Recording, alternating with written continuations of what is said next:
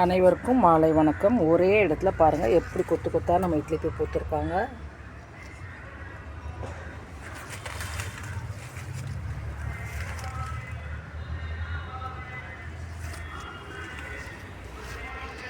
இது ஒரு சைடு ஒரே இடத்துல.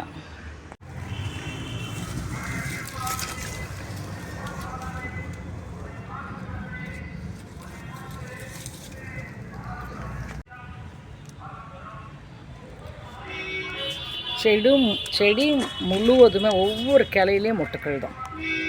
அடுத்து இவங்க ஆரஞ்சு வித் ரெட்டு மிக்ஸ். இவங்க டபுள் கலர், கொஞ்சம் ஆரஞ்சு கொஞ்சம் ரெட் அப்படி பூக்குறாங்க. தெரியுதா உங்களுக்கு பார்த்தாலே? இது ஒரு வித்தியாசமான கலர், வித்தியாசமான பூ தான்.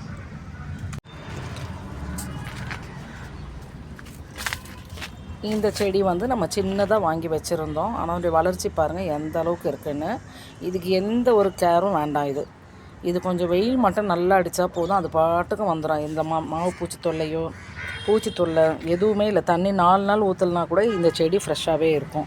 நம்ம எப்போ தண்ணி ஊற்றுறோமோ அதுக்கேற்ற மாதிரி இந்த செடி இருப்பாங்க. இவங்க தண்ணியை தக்க வச்சுக்கிறாங்க. நம்ம ஒரு நாள் ஊற்றினாலும் 4 நாள் வரைக்கும் தேவையான தண்ணியை அவங்க தக்க வச்சுட்டு அப்படியே இருக்காங்க. எப்போவுமே இப்படி ஃப்ரெஷ்ஷாக இப்படி தான் இருக்காங்க. இந்த மாதிரி செடியெல்லாம் நம்ம வாங்குறது ரொம்ப நல்லது.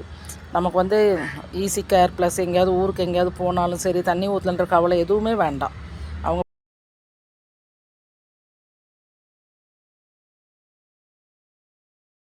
பாவக்கொடி நல்லா படந்துட்டாங்க, நிறைய பிஞ்சுங்கள் விட்டுட்ருக்காங்க. அவங்கள அப்படியே ஒரு பந்தல் அமைக்கலான்னு சொல்லி வந்திருக்கேன். சும்மா ஒரு கயிறை கட்டி நம்ம எங்கேயாவது கொஞ்சம் ஹைட்டாக வச்சு விட்டாலும் அவங்க பாட்டுக்கு வந்துடுவாங்க. நிறைய பிஞ்சு இருக்குது. நான் ஒரு கையில் பிடிச்சிட்டு உங்களுக்கு வீடியோ காட்டுறதுனால பிஞ்சுங்க அவ்வளோ கவர் ஆகலைன்னு நினைக்கிறேன்.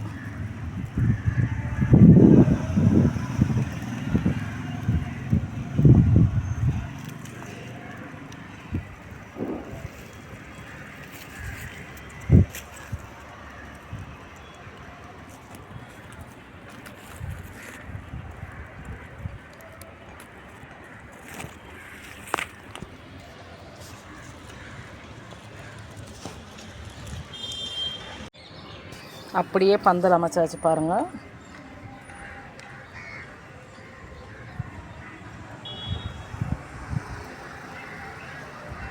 இப்போ அப்படியே இவங்க இந்த கொடியை பிடிச்சிட்டே வந்துடுவாங்க.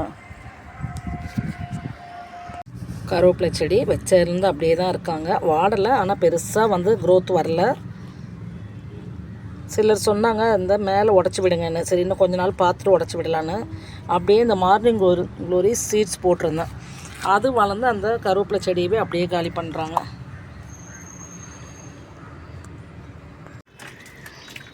துளசி செடியில் துளசி பூ நிறைய பூத்துருக்காங்க. நம்மக்கிட்ட ஒரு 10-15 துளசி செடி இருக்குது.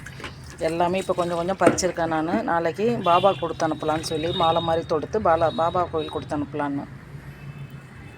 இந்த மாதிரி ஒவ்வொரு தொட்டிலையும் இருக்குது. நல்லா பெரிய பெரிய செடியாகவே இருக்குது. இது அவங்களுக்கு. இது மாலை கட்டுறதுக்கு நிறையா இருக்குது. கீழெல்லாம் அப்படியே தொங்கிட்டு இருக்காங்க. என்னால் ஃபுல்லாக கவர் பண்ண முடியல. இன்னும் கொஞ்சம் பறிக்கணும். இவங்களும் முதல் முறையாக பூத்துருக்காங்க காஸ்மோஸ். இந்த பூலேருந்தே நம்ம சீட்ஸ் எடுத்துக்கலாம். ஒரு பூ வந்தாலே நமக்கு இந்த பூவை நல்லா நம்ம பராமரிச்சுட்டு வந்தாலே இதுலேருந்து சீட்ஸு 10 செடி 20 செடி உருவாக்கிடலாம். நான் நிறையா போட்டு லாஸ்ட் டைம் விதையெல்லாம் எடுக்க மறந்துட்டேன். எப்படியோ அம்மா வீட்டிலேருந்து ஒரு செடியிலேருந்து விதை கொடுத்தாங்க, அதை வச்சு இப்போ நான் காப்பாற்றிட்டேன்.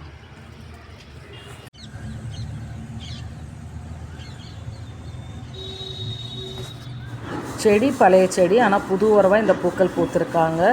மஞ்சள் colour rose, bangle rose, Cosmos, sunflower, இவங்க 3மே புது உறவாக இன்றைக்கி பூத்துருக்காங்க. செடிகள் வச்சு கொஞ்ச நாள் ஆகிடுச்சு.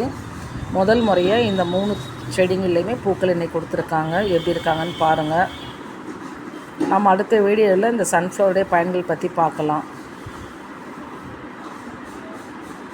சப்ஸ்கிரைப் பண்ணுங்கள், லைக் பண்ணுங்கள்.